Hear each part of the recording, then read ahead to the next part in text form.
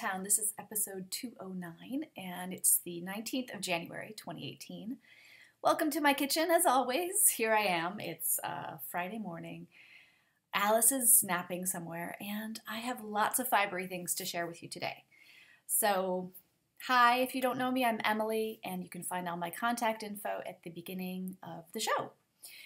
So, it's great to be here with you.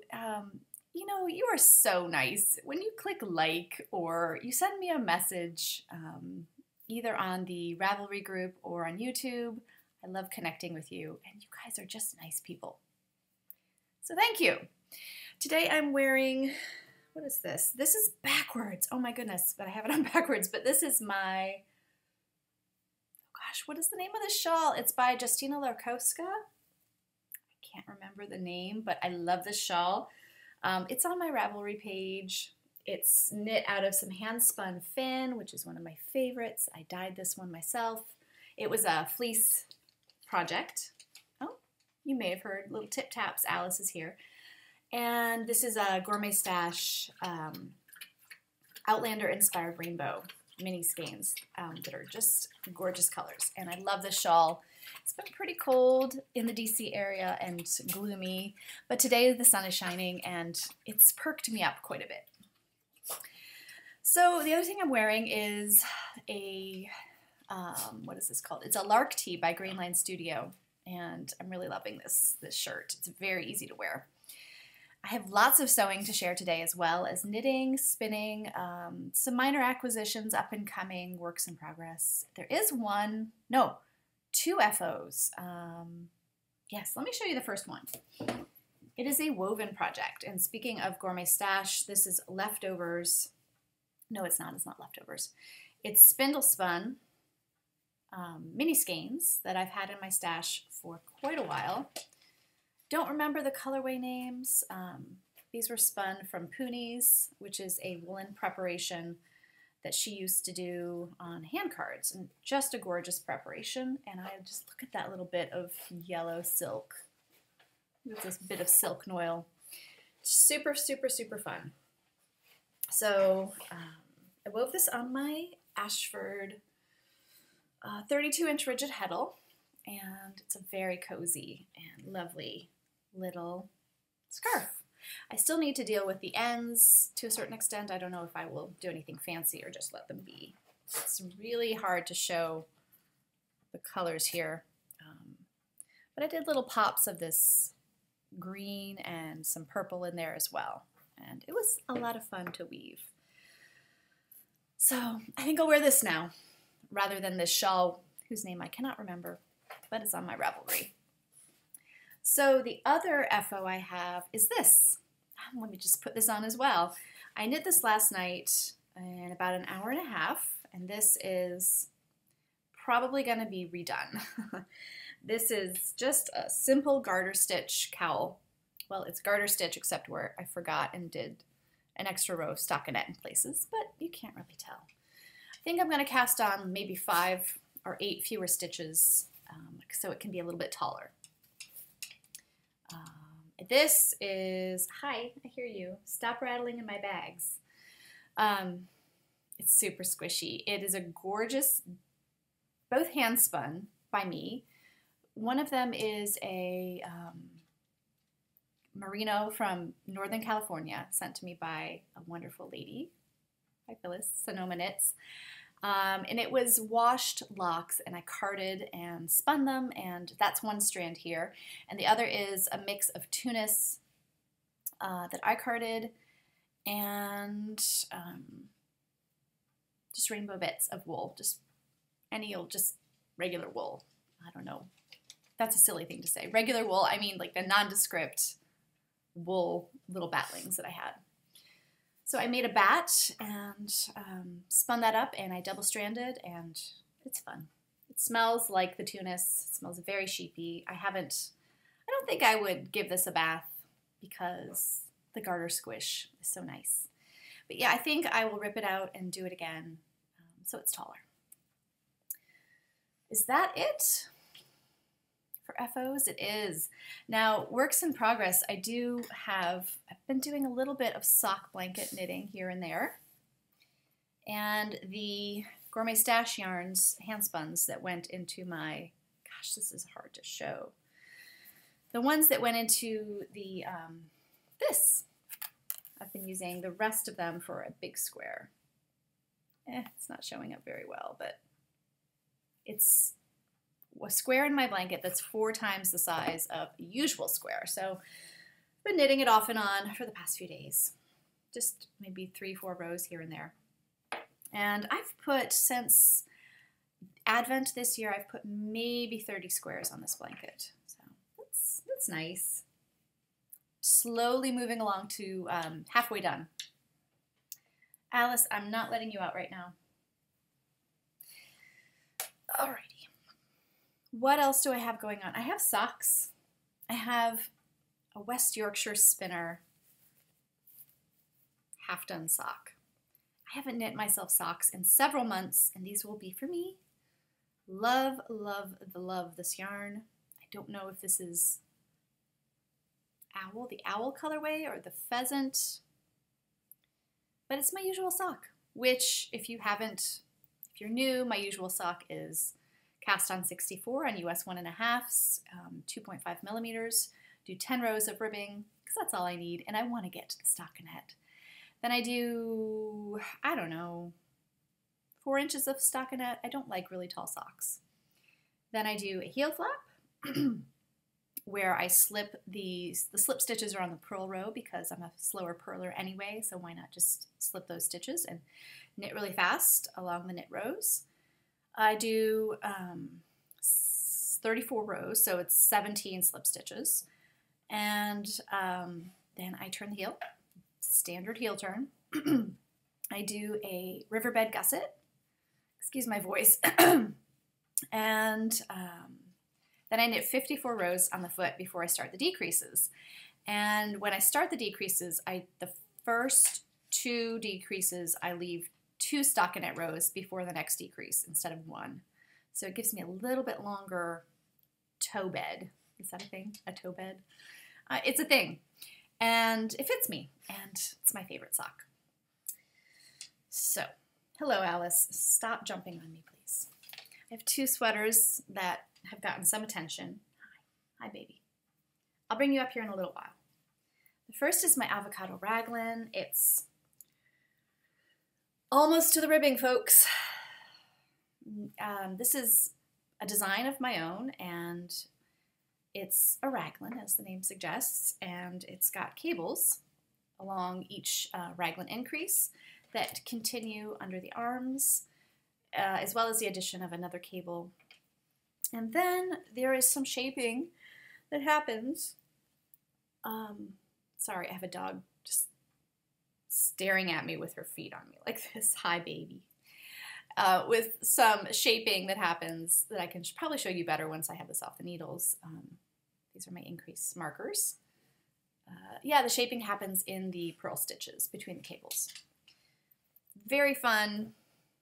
I really need to sit down and write. Ow, ow. I just clipped her fingernails today. It hurts.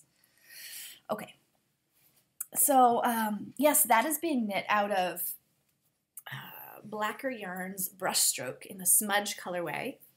And I think I misspoke last episode and I said it was 18 stitches to the inch. That is not right. It's 18 stitches to 4 inches. So that's 4 1/4 stitches per inch.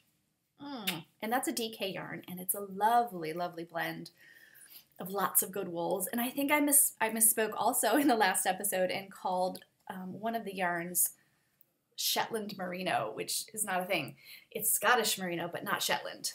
And it's called Beaumont. I couldn't recall. Stop licking.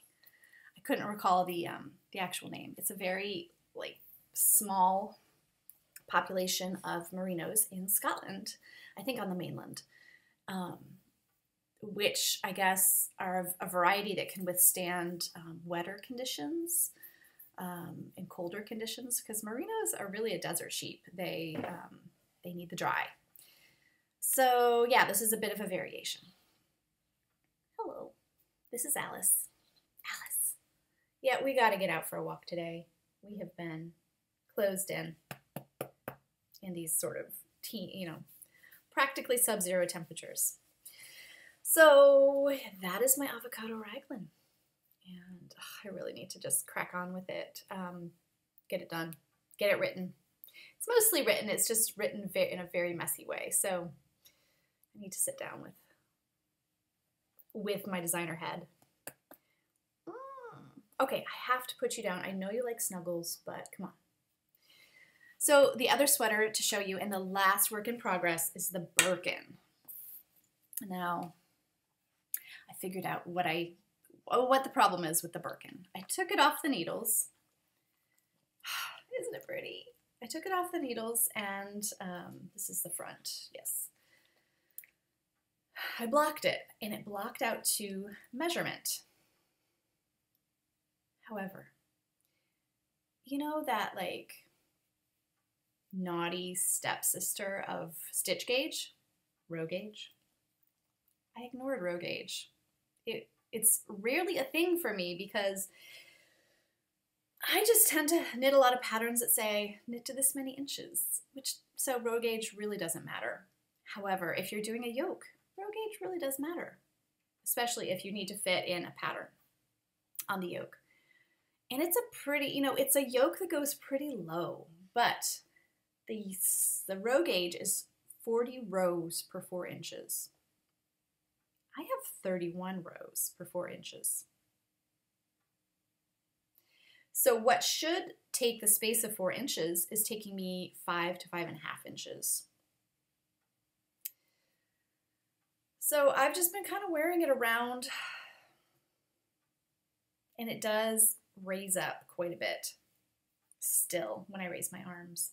So it may be just like, you're probably screaming at me like, Emily, just stop, don't continue with this knit, but I think I'm going to. At least that's my plan for now. I always have a steeking option, which I do think would help things. Because when you move your arms in a cardigan, the fabric has the option of going out, whereas in a pullover, it's just going to go up or down. And it will go out, but it doesn't have as much range of motion for the horizontal movement when you have a pullover. It's knit out of tuku wool, which is Finnish wool, which I love knitting, I love wearing. One thing that I would do is, sorry, Alice is still on my lap. There. One thing that I would do if I were to knit this again or something similar is to identify the rows, and really there are only 2 or 3 in here, but the rows where I could do Swiss darning / duplicate stitch. I think it's the same thing, it's just occasionally called 2 different things. For example, and I might actually do that anyway. Do you see there's a little white stitch at the center of this pink flower? You can barely see it. I think I would just go over and duplicate stitch that. And that way I wouldn't have to carry the brown, the pink, and the white in that row. That could make a difference. So I'm going to put this back on the needles, the Birkin by Caitlin Hunter, and I'm going to see what I can do about the issues.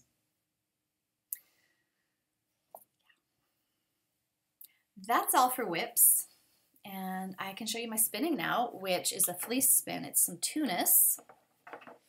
Got 6 nice bobbins here. I number them for plying purposes. At the end of the spin, say I have 15 bobbins, I'll ply bobbin 1 with bobbin 15 and go that way. Hi, baby. Hi. You like my spinning?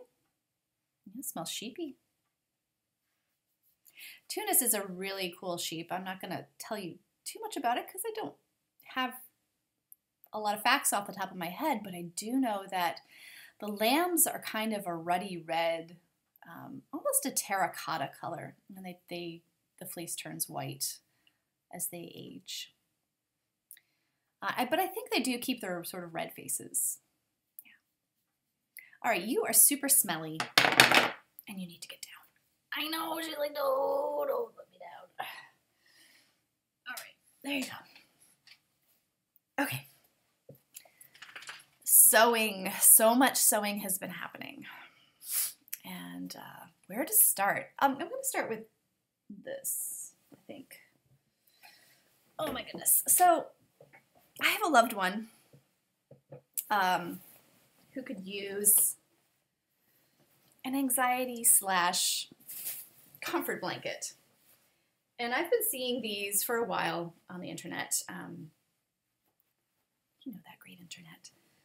And what this is, I've only done a bit of it. I've made sort of just a shell of a blanket, which I just put 2 fabrics. This one was from Lori of Intuit Knit. Thank you, Lori. Whose podcast I find really lovely and what's the word I'm looking for? I hadn't planned to talk about her, but now I'm going to.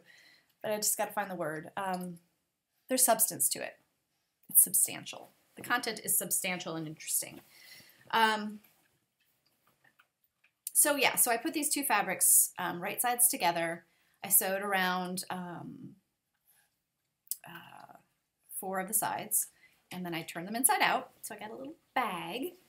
And then I sewed vertical lines down. You can't see them because of the stripes, but it was really easy to sew because of the stripes. That was fun. Just follow the lines of the stripes. So I sewed, I don't know, 8, I think it's 8, yeah, 8 pockets.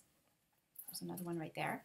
And then I stuffed each column at the bottom, starting at the bottom of the blanket, with some wool from a fleece spin where I just didn't feel like I didn't need to use the whole fleece. So I saved bits that were sort of second cuts, not optimal locks, and I stuffed them in here with a stainless steel washer, like a big, substantial washer. I won't put those in all of the rows, but here I have the first row done. There's a bit of wool there. I have the first row done, so it's this really kind of, it weights you down. That's what it is. It's a weighted blanket. So I have the first row done, and I just stuffed each column, and then I sewed a line here to sort of contain everything. I know a lot of people have used polyfill or poly pellets. I do not want either. Well, polyfill, I guess, is one thing, but poly pellets I don't want in my life. They're terrible for the environment. If it breaks, it's going to be everywhere. But those things get into the waterways, and it's bad stuff. Polyfill is not great either, so I'm using wool. And can I just say that locks that are washed but nothing else is done with them, there is a really good household use for those that I've discovered. I love to dust with them. They really just pick up, I just take a wad of this wool that I'm not going to use, second cuts, as I said, locks that aren't optimal, and I dust surfaces. And then just throw the thing away. So if you have stuff like that, I highly recommend you try it. Everything just sticks to it. The dust, debris sticks to the wool, and it's a great little use. Let's see. What else have I made? Well, I sewed a toaster sweater, which you may remember I made one before out of this very same fabric. I got more because I really like it. It's a sweatshirting with a very cozy interior that looks like this. And this is by Sew House 7, the toaster sweater. This is version A, or version 1, which is a super cozy funnel neck. I made the medium, and I added 3 inches to the length of the body because it's cropped. Now, it also has this bottom band, which was the problem with the first one, is that I cut it against the grain, so it just didn't stretch around my hips. This has plenty of stretch, but it still rides up. Even though I added length, it still feels cropped. And I think I know what I should have done is grade, I think I made a size 10, no, medium. I should have graded out to a large at the hips and cut out the large waistband. I'm not making another one this winter, but I did make a note on the pattern pieces as I put them away to do that if I make it one again next year. So that's a lovely cozy sweater. Not perfect, but it's still, like, for super cold days, it's gorgeous to wear. I've also done a lark tee pattern hack. And this is inside out too. I just washed it. I wore it a bunch this past week. Just with some tights and some ankle boots. The lark tee is by Greenland Studios, and I really like how Greenland Studio patterns tend to fit me in general. I need to get the Hadley top and try that. I think that'll be a nice spring pattern. So I made a dress hack. I turned the tee into a dress, and I just freehanded the skirt portion. It's the same pattern that I'm wearing here. I did a little extra, left a little thread tack here to signify the back of the garment. And I used some jersey that I bought this summer in Paris from Little Weasel, which is a really fun store. It's in a closed shopping arcade, you know, those old streets. It's a passage is what they call it, that type of street in French. Passage du Grand Cerf. And it's just a delightful store. So there's a yarn on one side, yarn store on one side of the arcade, and the other side is fabric. And there are lots of really cool, like, handmade soap stores and artisanal makers and stores in this little arcade. So if you're in Paris, I would go. The fabric is great. So this is a nice, substantial, sturdy jersey, and it's got birds. So I put a bird on it. It's wearing all over pattern is something I typically don't do, but with just a plain black leg and foot, I think it looks good. Now, what else am I sewing? There's so much. Haha, no pun intended. I started a Sew Over It, which is a UK-based company, Coco jacket. Let me show you what it looks like.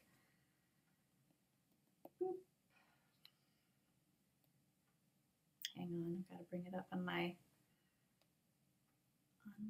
device, which is my phone. I don't know why I'm calling it a device.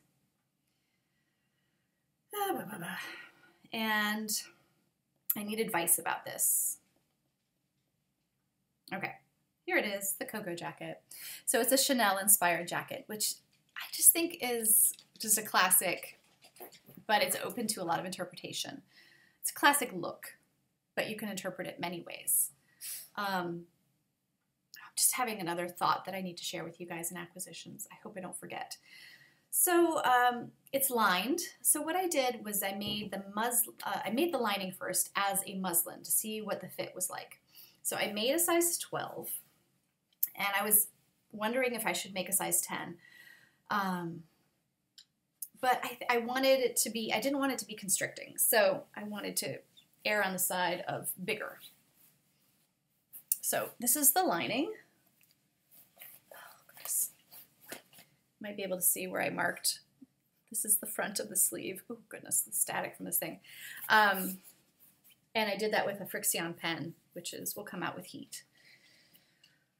I would definitely, excuse me, make sure to mark your pattern pieces. But I'm interested in this pattern for several reasons, which I will get into in a minute. But what I'm concerned about are the sleeve caps. I'm notoriously bad with gathering. I don't think this puffiness matters very much on the lining, but I'm really nervous about cutting into the outer fabric. So where is this corner? There it is. It's all. It's hard to judge yourself when everything's in reverse. Okay. Yeah. I think the length is okay. And of course, this will all be bagged out and you will not see the raw edges and so forth. But I don't like the shoulder. What if that happens? What if that happens with the rest of the garment? And also, this is not lining up because it's just flimsy fabric, but it will be attached to a very sturdy fabric. I do not like this. It's not supposed to look like this. And I don't know if it's because I need a size 10 in the shoulders, because as we know, narrow shoulders, or I just didn't gather enough. It felt like I should have gathered more, and maybe I did a better job on this one, and it's laying a little flatter. But here's my question. What did I do wrong? And do I need to cut a size 10 sleeve? This is a size, no, I'm sorry. Yeah, this is a size 12. Do I need to cut a size 10 sleeve? Because I feel like there's still tons of more space in the sleeve cap than there, and I could make it fit into the arm side. A size 10 into a size 12 arm side. I feel like that's possible, just given how much room there is for wiggling with the gathers. Look at that. I look like, you know, like a Tudor England kind of style. I don't know. Maybe it's just the lining. Maybe it's this fabric too that's not going to stay flat. But I've looked at multiple Cocos on the internet, and everyone's got a flat shoulder. So what do you think? Experienced sewists out there, tell me your thoughts. I'm hesitant to cut the fabric until I have a better idea of how to proceed. But I really want to make it. And the reason I really want to get started is because I feel like this pattern is made up of 6 pretty narrow pattern pieces, which I feel would really lend themselves to hand-woven fabric, especially slightly fulled wool, like this Icelandic. Woven as a spun as a 2-ply, so I feel like it would lie pretty flat as weaving. And very narrow pieces. I could get that out of a 32-inch piece of fabric, which is what I have, or it would probably be a 30-inch piece of fabric. But it's very, you know, the pieces are very slim. I could show you, even the sleeves are made out of 2 pieces. You can see there's a seam down here. The sleeve pieces are probably the biggest. The back is out of 2 pieces. Each front is out of 3 pieces. And I would line it with this. It would be so Grello. So Grello. So I really want to get the fit right before I proceed with a project like that. So let me know what you think. What else do I have to show you? Well, I got this out of my local library.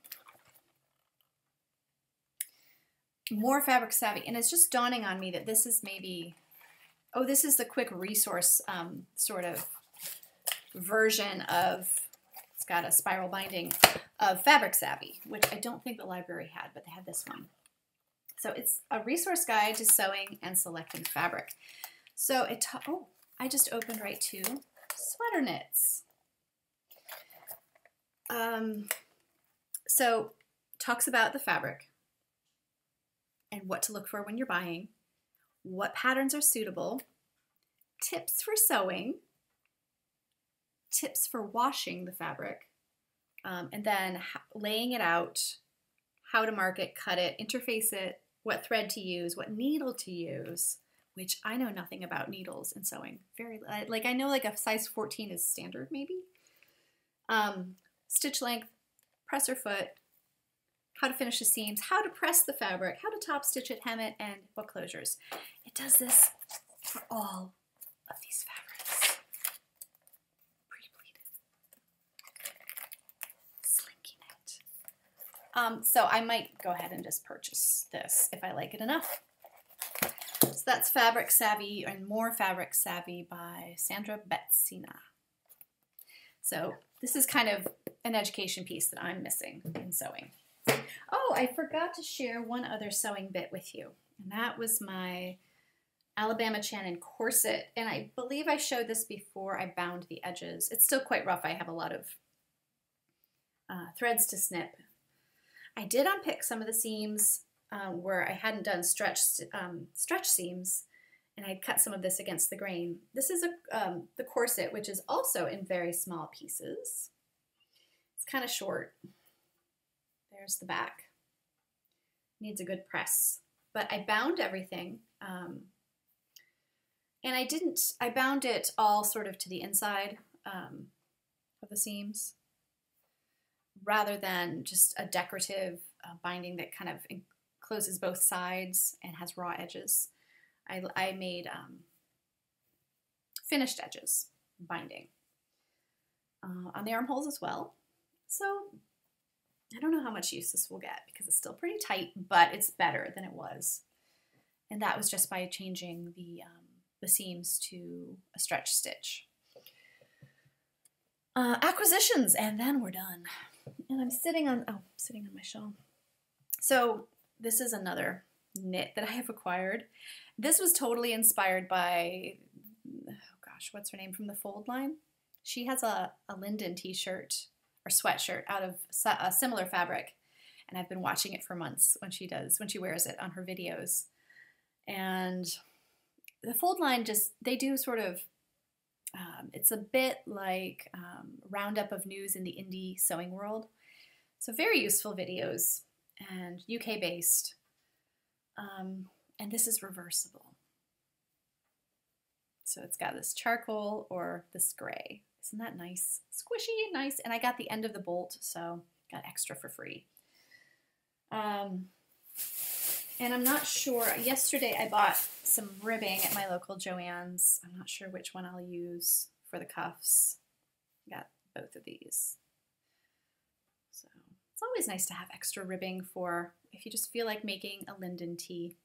They're so useful. And this will be maybe my third gray one. I really love a gray one. So what else is up and coming? I'm going to I have a sewing request from Jaime, my husband. He wants another computer bag. I made him one a few years ago, and it's showing wear, quite a lot of wear. So I picked out this fabric, which he likes as well. Isn't that nice?